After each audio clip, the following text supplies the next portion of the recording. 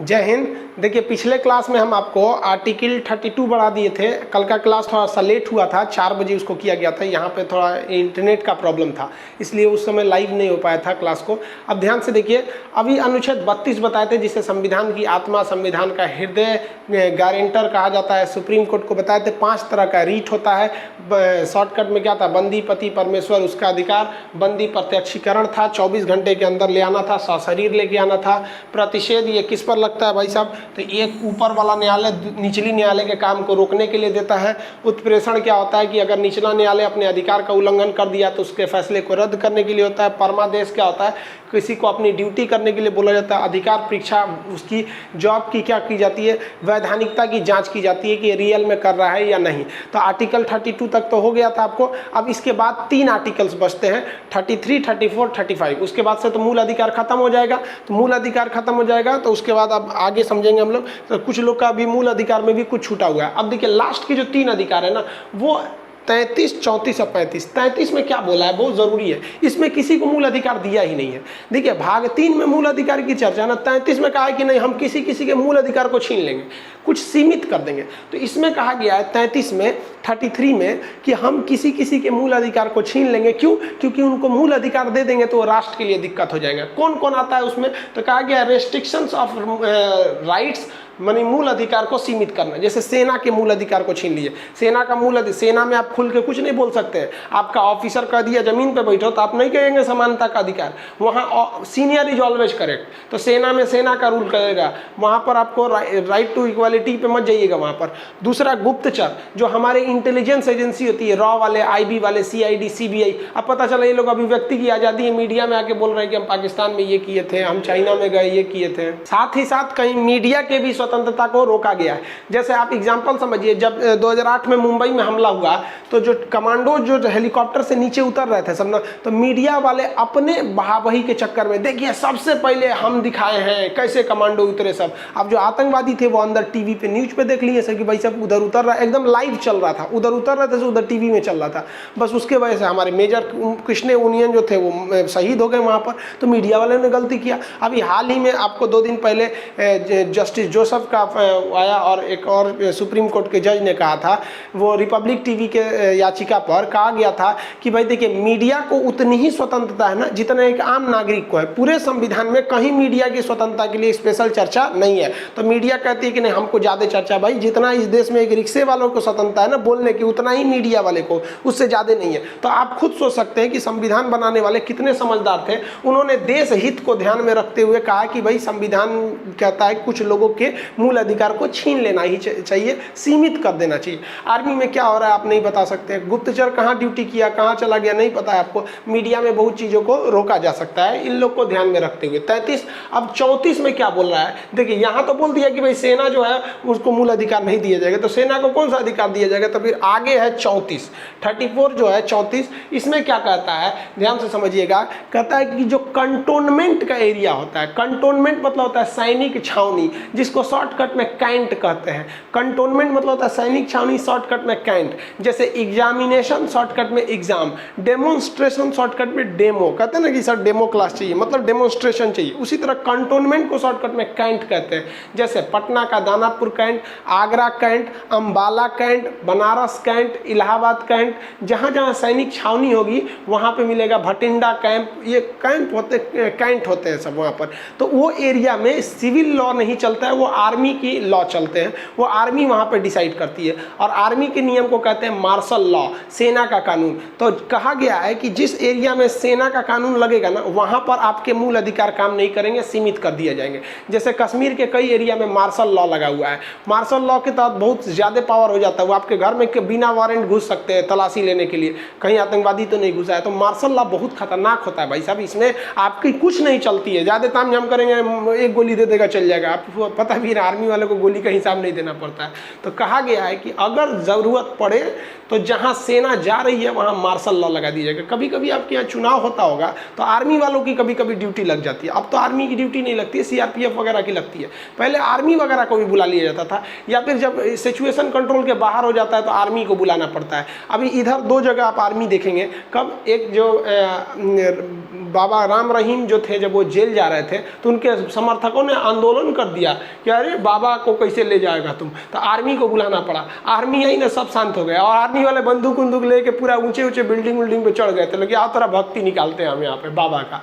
और दूसरा जो जाट आंदोलन था, पिछले हो गया आपका जाट आंदोलन का 7-8 साल अच्छा से, तो जाट आंदोलन में भी ना बहुत ज़्यादा हरियाणा में विद्रोह हो गया था, तो फिर आर्मी बुलानी पड़ी थी। जैसे आर्मी आ जाएगी ना तो फिर आप मत कहिएगा कि हमें अभिव्यक्ति की स्वतंत्रता है, धरना प्रदर्शन कर सकते हैं। 34 क्या बोलता है, मार्शल लॉ यानी सैन्य कानून लागू होने पर मूल अधिकार सीमित हो जाता है, फिर वो आपको धो धा के चल जाएगा सब। तो 33 में क्या बोला है कि कुछ लोगों के मूल अधिकार को छीना जाएगा, जैसे सेना, गुप्तचर, मीडिया।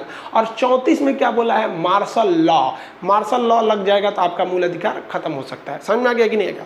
अब लास्ट अनुच्छेद हो जाता है इसका 35 क्या कहता है भाई साहब, देखिए कहता है कि संसद मूल अधिकार को प्रभावित या शक्तिशाली बनाने के लिए कानून बनाएगी। यहाँ ध्यान से समझिएगा, कहा गया है कि जो मूल अधिकार है वो तो 12 से 35 तक है, मेनली तो है 12 से 32 तक है, मतलब 14 से 32 तक में। लास्ट में क्या बोल दिया गया है कि इससे पीछे जितने मूल अधिकार दिए गए हैं वो 1947 से संविधान बनना चालू हुआ, कैबिनेट मिशन के बाद 1946 से बन के तैयार हुआ, 1949 में लागू हुआ, 50 में। तो सोचिए बहुत साल पुराना हो गया, हमारा संविधान 70 साल से ज़्यादा पुराना हो गया, और वो भी दूसरे देश से लाए थे लोग, और पुराना ही था।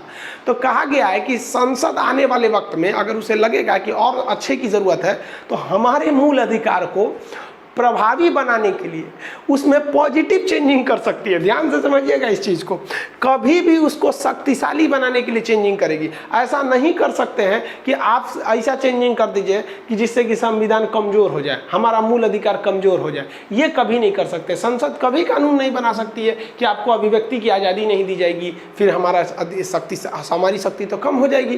तो ये सब चीज़ें नहीं हो सकती है। तो ये ध्यान से रखिएगा कि अनुच्छेद 35 जो है संसद को केवल पॉजिटिव चेंजिंग लाने के लिए कहता है, निगेटिव नहीं लाने के कहता है। तो लास्ट का 3 समझे ना, कि सेना के अधिकार को छीना गया 33 में, 34 में सैन्य कानून को बढ़ावा दिया गया कि भाई सेना का कानून रहेगा तो मूल अधिकार नहीं। 35 में कहा गया है कि भाग 3 यानी इस भाग में, तो अगर मान लीजिए कहता है कि 35 अनुच्छेद 35, तो अनुच्छेद 35 क्या है, भाग 3 का लास्ट टॉपिक है। तो उसमें क्या कहता है, भाग 3 में नियम कानून को प्रभावी बनाने के लिए, उसको और शक्तिशाली बनाने के लिए संसद कानून बना सकती है। समझ में आ गया कि नहीं आ गया, किसी को कोई दिक्कत नहीं इसमें। यहाँ पे संसद क्या करना सकती है भाई, तो संसद कानून को बना सकती है, किसी को कोई दिक्कत नहीं है। आपका मूल अधिकार खत्म हो गया। अब इसमें कुछ अलग चीज़ है। अब बहुत से लड़कों को ना आर्टिकल 1 से लेकर शायद बहुत लड़कों को 19 तक का आर्टिकल नहीं मिला हुआ है। उसको हम आज आपके एप्लीकेशन में जो डेमो सेक्शन है, डेमो सेक्शन जाइएगा होम स्क्रीन पर, लाइव बैच में नहीं जाइएगा, डेमो सेक्शन में जाएंगे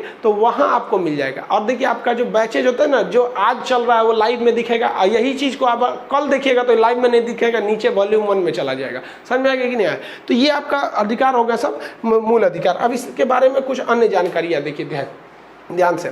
संविधान में पहले कितने प्रकार की स्वतंत्रता थी, 7 प्रकार की। देखते चलते हैं।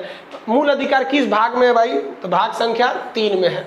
अनुच्छेद कहाँ से कहाँ तक है, तो 12 से 35 तक है। भाग 3 में ना है, अनुच्छेद 12 से 35। समानता का अधिकार फटाफट बताएंगे। समानता का अधिकार है कहाँ से कहाँ तक, 14 से 18 तक। इसी में समानता है। 14 कानून के समक्ष समानता, 15 जाति धर्म के समानता, 16 नौकरी में समानता, 17 छुआछूत नहीं है यानी सब बराबर है, 18 आप कोई उपाधि नहीं है, ना आप राजा है ना हम फकीर है, सब बराबर है। तो 15 से 18 तक समानता। स्वतंत्रता की बात कहाँ क्या है, 19 में संविधान का रीढ़ बोला गया है। 20 में गिरफ्तारी है, मतलब हमको क्या कहा गया है, सजा दी जाएगा, तो हमारी स्वतंत्रता है कि उसी हिसाब से सजा दीजिए जिस समय हम क्राइम किए थे।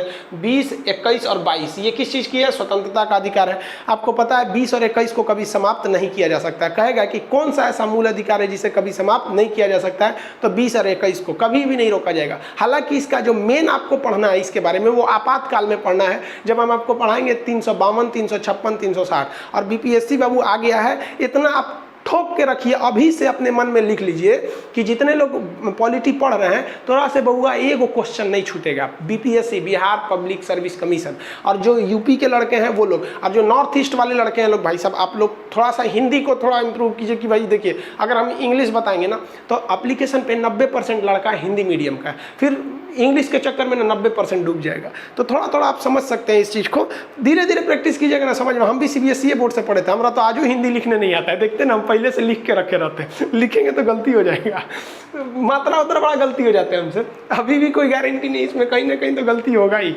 तो ध्यान से समझिएगा, पहला चीज़ जो चीज़ हम आपको बता रहे हैं इसको बहुत अच्छे से दिमाग में भरिए, और जब पढ़ने बैठिए ना तो अकेले रूम में बैठिए जब वहाँ कोई ना हो। जैसे जैसे हम आपसे पूछ रहे हो आप बोलिए, वहाँ पर जैसे क्लास में बोलते हैं वैसे बोलिए। अगर देखते चुपचाप मुंह बंद रखेंगे तो नहीं होगा, जितना बोलेंगे उतना याद होता है। देखेंगे छोटे बच्चे को ना पढ़ाया जाता है बोल बोल के, A for apple, B for ball, मदरसा में जाएंगे पढ़ने ना था अली बे ते, पूरा हिल के बताता है सब।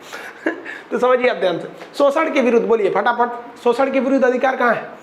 23 और कहाँ पे 24। तो 23 से लेकर 23-24 शोषण के विरुद्ध अधिकार है।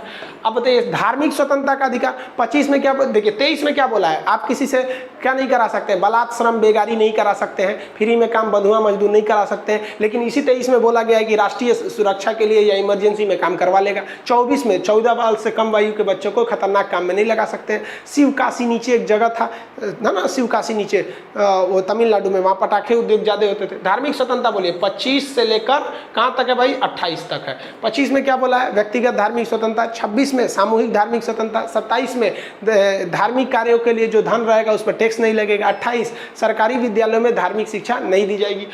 शिक्षा और संस्कृति का अधिकार 29 से लेकर 30 तक। 29 और 30। 29 में कहा गया है किसी भी अल्पसंख्यक को आप उसके धर्म जाति मजहब के नाम पर उसे प्रवेश से नहीं रोकेंगे, लेकिन जहाँ बहुसंख्यक रहेंगे उसमें अल्पसंख्यक को पढ़ने में दिक्कत होगा तो वो चाहेगा अपना स्कूल मदरसा संस्कृत विद्यालय गुरुद्वारा खोल सकता है, उसे भी सैलरी दी जाएगी। संपत्ति का अधिकार किसमें था भाई साहब 31 में, इसको क्या कर दिया गया, समाप्त कर दिया गया। संवैधानिक उपचार का अधिकार, इसे क्या कहा गया कि भाई कानून की प्रक्रिया 5 प्रकार का रीट था, अनुच्छेद 32 में था। समझ में आ गया कि नहीं आ गया? तो ये अभी कितने प्रकार के मूल अधिकार बच गए भैया, इसको खत्म कर दिए तो कितने बच गए 7। अब ध्यान दीजिए टोटल संविधान में कितने प्रकार के मूल अधिकार थे, 7 प्रकार के, बचा कितना 6। और यही कंफ्यूजन हो जाता है अनुच्छेद 19 में। अनुच्छेद 19 में भी 7 प्रकार के स्वतंत्रता थे, बचा कितना 6। तो इसलिए ये मत भूलिएगा कि 19 में और पूरे में अंतर समझिएगा। अब 2 और मूल अधिकार है जो कैटेगरी नहीं है, इसी के बीच में घुसा दिया गया है। कैसे घुसा दिया गया देखिए ध्यान से। सूचना का अधिकार, ये हमारा मूल अधिकार है, 2005 में इसे जोड़ दिया गया सूचना के अधिकार को, 2005 में सूचना का अधिकार है। अब ये सूचना का अधिकार कहाँ है, तो 19 में कहा है कि बोलने के अधिकार में ही छुपा है पूछने का अधिकार। हम इधर से बोलेंगे और उधर से वो जवाब देगा ना, तो उनिया से देखिएगा तो जवाब नहीं है, वो बोल रहा है। तो इसका प्रश्न, इसका उत्तर, ये क्या है भाई, ये भी किसके अंतर्गत आता है, तो ये अभिव्यक्ति की स्वतंत्रता में ही आता है। तो सूचना का अधिकार मूल अधिकार है, एकदम है। दूसरा शिक्षा का अधिकार मूल अधिकार है, कंफर्म है भैया, शिक्षा का अधिकार मूल अधिकार है। वो कहाँ डाल दिया गया है, तो कहाँ डाला गया भैया, स्वतंत्रता के अधिकार में। 21 का क्या हो गया है, शिक्षा का अधिकार हो गया। ये बता दिए थे आपको जब 21 पढ़ा रहे थे। तो ये समझिएगा ध्यान से, ये 2 पूछता है कौन सा मूल अधिकार है कौन सा नहीं। ये तो हो गया मूल अधिकार है। अब कुछ ऐसे चीज है जो हमारा मूल अधिकार नहीं है, ध्यान से देखिएगा, ये हमारा मूल अधिकार नहीं है। पहला हड़ताल कर देना, आप हड़ताल नहीं कर सकते, ये आपका मूल अधिकार नहीं है। हड़ताल करिएगा तो पुलिस ठोक सकती है, क्योंकि मूल अधिकार के मामले में ही पुलिस कुछ नहीं कर सकती है। इधर उधर करिएगा तो ठोका जाइएगा। हड़ताल कर देते हैं, हमारी मांगे पूरी करो, ये वो नहीं हो सकता है। आप भले शांति में कीजिए। इसीलिए आप देखिएगा हड़ताल वगैरह करने के लिए एक विशेष जगह दिया जाता है जिसमें कहा गया कि चक्का जाम नहीं कर सकते हैं, ये मूल अधिकार नहीं है। तो आप कहेंगे क्यों नहीं, तो देखिए अगर आप चक्का जाम कर देते हैं, और अगर चक्का जाम करने के लिए मतलब सड़क रोक देना, उसी को कहते हैं चक्का जाम कर देना, ट्रेन रोक देना। तो अगर आप जाम कर देते हैं, ये अगर आपका मूल अधिकार दे दिया जाता है, सपोज दे दिया जाता है कि चलो भैया आप चक्का जाम कर सकते हैं सरकार के विरोध में, तो बताइए 19 का 4 कहता है कि आप चारों ओर अबाध रूप से घूम सकते हैं। तो आप चक्का जाम करके बैठे हैं तो घूमेगा कैसे? तो इसलिए आपका मूल अधिकार वहीं समाप्त हो जाते हैं जब कोई दूसरे के मूल अधिकार को आप डिस्टर्ब करने लगते हैं तब। तो चक्का जाम करना आपका मूल अधिकार नहीं है। अनिवार्य रोजगार आपका मूल अधिकार नहीं है। सबसे कहिए कि सबको नौकरी चाहिए, नहीं होगा। नौकरी करने के लिए क्लास करना पड़ेगा, समझ में आ गया? आप लोग क्लास करते रहिए, नौकरी फिक्स होगा। तो अनिवार्य रोजगार का अधिकार आपका मूल अधिकार नहीं है। अक्षरशः यही क्वेश्चन आएंगे सब जितना हम बता रहे हैं आपको। अब देखिए, मताधिकार, वोट डालने का अधिकार मूल अधिकार नहीं है, ये राजनीतिक अधिकार है। राजनीतिक अधिकार क्या चीज होते हैं भैया? इसके लिए आपको कुछ लीगल सर्टिफिकेट चाहिए। जैसे आपके पास मान लीजिए हमारा 18 साल, मेरा 26 साल, 30 साल, सपोज कीजिए कितना उम्र हो गया मेरा, लेकिन मेरा वोटर कार्ड नहीं है, तो हम मत नहीं दे सकते। दे सकते हैं? नहीं दे सकते। उसके लिए कुछ खास चीज़ों की ज़रूरत होती है, वोटर कार्ड वगैरह रहना चाहिए यहाँ पर। तो मताधिकार कैसा अधिकार है? ये कानूनी अधिकार है, ये राजनीतिक अधिकार है। ये हम आपको पढ़ाएंगे जब ये आपका 324 जब पढ़ाएंगे ना, तो उसके वक्त में पढ़ाएंगे। यहाँ पे यहाँ समझिए, आवास का अधिकार मूल अधिकार नहीं है। यहाँ से क्वेश्चन आपका अक्सर पूछता है, एसएससी वाले तो ये कई बार पूछा है कि सबको आवास यानी घर, क्या ये हमारा मूल अधिकार है? नहीं है। लेकिन सुप्रीम कोर्ट ने आदेश दिया, यहाँ क्या लिखे हैं? सुप्रीम सुप्रीम कोर्ट ने आदेश क्या दिया कि भले ही आवास का अधिकार मूल अधिकार नहीं है, लेकिन मैं मतलब क्या? माहिस बाहुबली यानी मैं, वो वाला नहीं। सुप्रीम कोर्ट यानी मैं इस आवास के अधिकार को मूल अधिकार के बराबर समझता हूँ। इसलिए सरकार ध्यान दे कि भारत के हर एक व्यक्ति को सर ढकने के लिए छत हो। इसके लिए इंदिरा आवास योजना कांग्रेस के समय लाई गई थी, क्योंकि उसी समय इन्होंने बोला था। सरकार बदली, इंदिरा आवास योजना बदल गया, अटल आवास योजना में दुनिया भर के में बदल जाते रहता है। देखिए, ये गलत चीज़ें हैं। हमारे हिसाब से क्या होना चाहिए कि अगर आपको कोई योजना रखना है ना, तो किसी राजनीतिक व्यक्ति के आप नाम पे मत रखिए। जैसे अटल सेतु, ठीक है, अटल बिहारी वाजपेयी बहुत अच्छे थे, हम कहाँ कह रहे नहीं, लेकिन भैया भगत सिंह, चंद्रशेखर आज़ाद, राम प्रसाद बिस्मिल, अशफाकुल्ला खान, सुभाष चंद्र बोस, ये लोग क्या थे? मतलब ये लोग किसी काम के नहीं थे। हमारे हिसाब से देखिए, हम गलत भी हो सकते हैं, सबकी विचारधाराएं अलग अलग होती हैं। राजनीतिक व्यक्ति से नहीं रखना चाहिए। जो भी योजना लाना है, आज़ादी की लड़ाई लड़ रहे लोगों के नाम पर लाइए। आप जो उन्हें मिला, ये इंदिरा आवास योजना, भाई इंदिरा गांधी भी अच्छी प्रधानमंत्री थी, पाकिस्तान को 2 टुकड़ों में तोड़ दिया, वरना हम लोग चौपट हुए रहते लोग। मिसाइल प्रोग्राम इंदिरा गांधी ने चालू किया। अटल बिहारी वाजपेयी परमाणु परीक्षण न किए, बनवाया कौन था? तो 98 में आईबे किए थे अटल बिहारी वाजपेयी, बनवाया कौन सा? इंदिरा गांधी के समय से ये सब चल रहा था। तो अच्छी प्रधानमंत्री थी Indira Gandhi, no doubt, iron lady ऐसे नहीं बोला जाता है, लेकिन हाँ, ये नहीं होना चाहिए। आप उसी की जगह पे सरोजिनी नायडू पे रख सकते थी। एनी बेसेंट, जो विदेशी होने के बावजूद, आयरलैंड की होने के बावजूद भारत के लिए लड़ाई लड़ी थी। आज तक एनी बेसेंट के नाम पर 1-2 को भले कॉलेज मिल जाएगा, आपको कोई बड़ी चीज़ें नहीं मिलेगी। तो खैर, आवास योजना सुप्रीम कोर्ट ने कहा कि भैया सबके लिए आवास होना चाहिए। मोदी जी ने भी कहा है कि 2025 तक हम सबको क्या दे देंगे? इंदिरा आवास के जगह पे क्या है, प्रधानमंत्री आवास योजना के तहत आवास दे दिया जाएगा। समझ में आ गया? किसी को कोई दिक्कत नहीं है। तो आपके दिमाग में एक चीज़ आ गई कि हमारा मूल अधिकार हमारे पास है, हमें कोई टॉर्चर नहीं कर सकता है। लेकिन ध्यान दीजिए, इस मूल अधिकार में भी कैटेगरी है कि कौन सा मूल अधिकार व्यक्ति को दिया जाएगा और कौन सा मूल अधिकार नागरिक को दिया जाएगा। व्यक्ति बोले तो हिंदुस्तान में रहने वाला हर एक आदमी, मान लीजिए कोई पाकिस्तानी, कोई चाइनीज, कोई अमेरिका वाला ताजमहल घूमने आया है तो वो व्यक्ति कहलाएगा। उसी ताजमहल को घूमने हम गए हैं तो हम नागरिक कहलाएंगे। तो संविधान के हिसाब में ज़्यादा फेवर किसको देना चाहिए? नागरिक को देना चाहिए। इसका मतलब क्या कि जो विदेश से आया होकर जान ले लीजिए, उसको भी अधिकार दीजिए कि उसका कोई उल्लंघन न कर सके, उसे कोई बिना मतलब मारपीट न कर सके, बिना मतलब उसे घूमने से न रोक सके, मतलब उसको भी कुछ अधिकार दीजिए। तो संविधान ने कहा है कि देखो भैया, मूल अधिकार जो है वो हम आपको बताते हैं 5 गो ऐसा मूल अधिकार है जो केवल और केवल भारत के नागरिक को दिया जाएगा। ओनली इंडियंस, ओनली इंडियन मतलब इंडिया मतलब इंडियन लिख देते हैं, ओनली इंडियन, केवल नागरिकों को है। सिंपल याद रखिए कैसे, कौन कौन भैया? 15-16, कौन कौन? 15-16, इधर हो गया 15-16, एगो 19 और लास्ट में 29-30। देखिए 15-16-19 29-30, साथ में बोलेंगे 15-16-19 29-30, 15-16-19-29-30। समझ आ गया कि नहीं आ गया? 15-16-19-29-30 ये केवल हम लोगों को प्राप्त है, इसके अलावा सारे लोगों को प्राप्त है। 15 में क्या है? जाति, धर्म। तो चलिए भाई, जाति के नाम पे हम भी भेदभाव नहीं करते हैं, धर्म हम भी भेदभाव नहीं करते। तुम यहूदी हो इजराइल के, फिर भी भारत में आओ। ताज होटल में यहूदी फंसे थे सब, ट्राइडेंट ओबराय होटल में, उसमें तो कैफे, देखिए कैफे लियोपोल्ड जो था ना, उसमें केवल इजरायली फंसे थे, ज्यूज, फिर भी हमारी सेना ने बचाया। क्या कभी कहा कि मुसलमान कौन है इसमें, हिंदू कौन है इसमें जो गोली चलाने वाले आए थे सब पाकिस्तान से, उन्होंने कभी सोचा कि किसी मासूम को मार रहे हैं, मुसलमान को मार रहे हैं, किसी बेगुनाह को मार रहे हैं? इसमें कहाँ से मारने के वक्त में तुम्हें मुसलमान और ये आता है, किसी का खून बहा के अगर आप सोचते हैं कि हम बहुत बड़ा पुण्य कर लिए, हद है भैया। आप लोग कहाँ गए? 21वीं सदी में क्या करता है ऐसा नहीं समझ में आता है। खैर किसी सबको आप नहीं समझा सकते हैं, कुछ लोग चौपट होगबे करते हैं, जिन्हें समझाने जाइएगा तो आप ही को समझा देगा सब। तो 15 में क्या बोला है भैया? जाति, चलो हम जाति के नाम पे भेदभाव नहीं करते हैं, धर्म इसके नाम पे भी भेदभाव नहीं करते, वंश इसके नाम पे भी नहीं करते, जन्म स्थान, चूंकि अनुच्छेद 15 में ससुरा जन्म स्थान जोड़ दिया है और जन्म स्थान के आधार पर भेदभाव नहीं करेंगे, और अगर अनुच्छेद 15 हम विदेशिया को दे देंगे तो ताज आएगा ताजमहल देखने, उससे कहिएगा 600 रुपया टिकट, तो कहेगा इंडियन से 20 रुपया काहे लिए, तो कहेगा वो इंडियन है, कहा कि इंडियन है, चलते हम सुप्रीम कोर्ट। क्योंकि खान सर बोले हैं कि मूल अधिकार का जो रक्षक है, गारंटर है, वो सुप्रीम कोर्ट है, और वो अंग्रेजवा चल जाएगा, milord I am facing some issues in your country, please solve my issue. अब सुप्रीम कोर्ट कहेगा कौन सी होगी लो, कहा कि देखिए आप बोले हैं ना कि अनुच्छेद 15 भारतीयों को भी है, विदेशियों को भी है, तो हमारे जन्म के स्थान के आधार पर, हमारा जन्म लंदन में हुआ था, वो आधार पे हमसे ये 600 रुपया टिकट ले रहा है। सुप्रीम कोर्ट को मजबूरी में, कानून अंधा होता है, जो लिखा है वही बोलेगा। कहा कि ठीक भैया इससे मत लो। इसलिए संविधान वाला कितना होशियार था सब, अनुच्छेद 15 विदेशियों को दिया ही नहीं।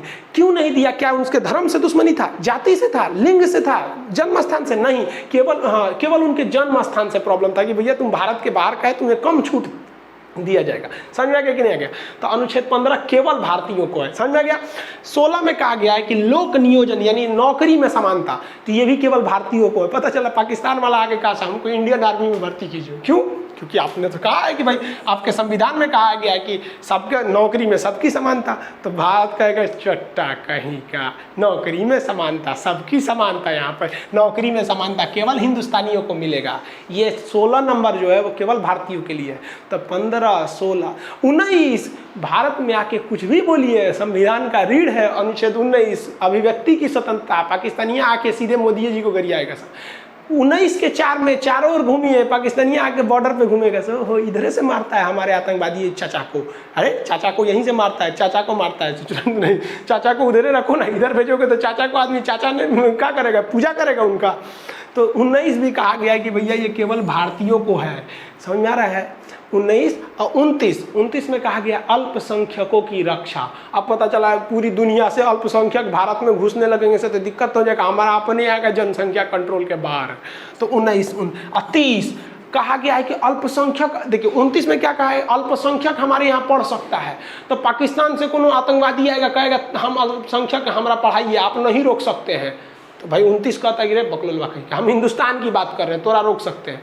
और 30 कहा गया है कि अल्पसंख्यक अपनी स्कूल कॉलेज खोल सकते हैं, मुसलमान यहाँ मदरसा खोल सकता है, लेकिन केवल हिंदुस्तान का मुसलमान खोल सकता है। पाकिस्तान वाला खोलेगा ससुराल में बम बनाना सिखा देगा, लो मारो धाम, गड़बड़ हो जाएगा। इसलिए कहा गया है कि 15, 16, 19, 29, 30 केवल हिंदुस्तानियों को। अकेले रूम में बैठ के पढ़ा कीजिएगा। समझ आ गया कि नहीं आ गया? अब पढ़ने के बाद अकेले मत रहा कीजिएगा। आप लोग युवा लोग हैं, कोशिश कीजिए कि जब पढ़ाई करें तभी अकेले रहें, और पढ़ाई नहीं कर रहे हैं तो अकेले कभी मत रहिए। मोबाइलों देख रहे हैं तो सबके साथ रहिए, गाना सुन रहे हैं तो सबके, क्योंकि अकेलेपन में ना उल्टा सीधा आप लोग काम करते रहते हैं। कभी सोचेंगे यही कर दे, कब वो करा मारे, कब वही करे, मतलब उल्टे सीधे आपका टाइम बर्बाद होगा थिंकिंग के चक्कर में। इसलिए पढ़ाई जब करें तो अकेले रहें। बोलिए आप लोग फटाफट, कितने अधिकार? 5 अधिकार। कौन कौन? 15, 16, 19, 29, 30 केवल किसको है? हिंदुस्तानियों को, बाकी सबको प्राप्त है। जैसे अनुच्छेद 22 गिरफ्तारी से संरक्षण, गिरफ्तारी से पहले वारंट दिखाएगा, वकील रखने की स्वतंत्रता देगा। समझ में आएगी नहीं? अजमल कसाब को क्या दिया गया था? और खैर तो खतरनाक काम में वारंट थोड़ी दिखाया जाता है, उसको भी वकील रखने की सुविधा दिया गया था। उसको भी वही सारी कानून दिए गए जो एक आम नागरिक को होता है यहाँ पर, चाहे कोई भी गुनहगार को दिया जाता है। अब कुछ लोग, एक वीडियो में हम समझाए थे प्रशांत भूषण के बारे में, वकील के बारे में, तो हमसे लोग कह रहे हैं कि खान सर आप ऐसे वकील का फेवर कर रहे हैं जो आतंकवादियों को बचाने के लिए रात 2 बजे सुप्रीम कोर्ट खुलवा दिया। अच्छा चल भैया, तू मानता है कि वो वकील गलत है क्योंकि वो रात 2 बजे कोर्ट खुलवा दिया, क्योंकि वो आतंकवादियों को बचाने के लिए कोर्ट खुलवा दिया। अरे बकलोलवा, पहले ये सोच कि वकील बड़ा होता है या जज बड़ा होता है? सब कहेगा ना कि जज बड़ा होता है। जज कह देगा कि हम कोर्ट नहीं खोलेंगे तो वकील खुलवा देंगे? तो अच्छा एक बात बताओ, अगर वकील कह रहा है कि नहीं हमें सुनवाई करने के लिए कोर्ट खोलिए और ये गुनहगार है, तो रात को उठकर कोर्ट खोलने वाला जज क्यों नहीं गुनहगार है? तो मतलब आप इतने खतरनाक थिंकिंग के होते जा रहे हैं कि आप साबित कर देंगे कि हम जिसे गलत समझते हैं हम उन्हें गलत करने के लिए साबित कर देंगे। जब तक कोर्ट नहीं चाहेगी, जज नहीं चाहेगा, कोर्ट नहीं खुल सकता है। जज को इतना पावर है ना कि अगर उसका दिमाग आज ठीक नहीं है, फ्रस्ट्रेट है, तो फिर वो मतलब उस दिन सुनवाई नहीं करेगा, कहेगा आज मेरा दिमाग ठीक नहीं, कल जाएंगे। क्योंकि पता है कि सोच रहा मान लीजिए कि मेहरारू से झगड़ा हुआ है और वही में आप कहिएगा नहीं मेरी सुनवाई कीजिए, तब तो कह देगा ले आओ ससुरा, कोनो खीरा चोरी किया रहेगा तो फांसी दे दो। खीरा खेत में से चोरी करके लाएगा, खीरा हो या हीरा हो, चोरी चोरी होती है, फांसी दे दो।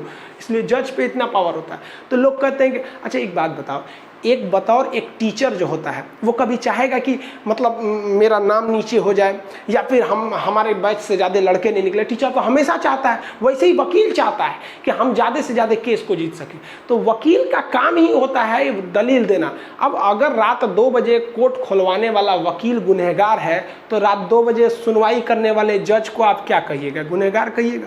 इसलिए आप 22 ठोके मत सोचिए कि हमने एक फिक्स बना लिया है कि इनका विरोध करना है तो विरोध करेंगे। पढ़े लिखे हो तो पढ़े लिखे सोच सको। ये चीज़ें हम यूट्यूब पे इसलिए नहीं बोलते हैं कि यूट्यूब पे ना हमारा वीडियो सोच रहा पढ़ल लिखल के साथ साथ ना लड़का तो देखबे करता है, लड़का के माइयो बाप देखता है। लोग हम कहते रहे तू लोग का लिए देखता है ये सब चीज़ को।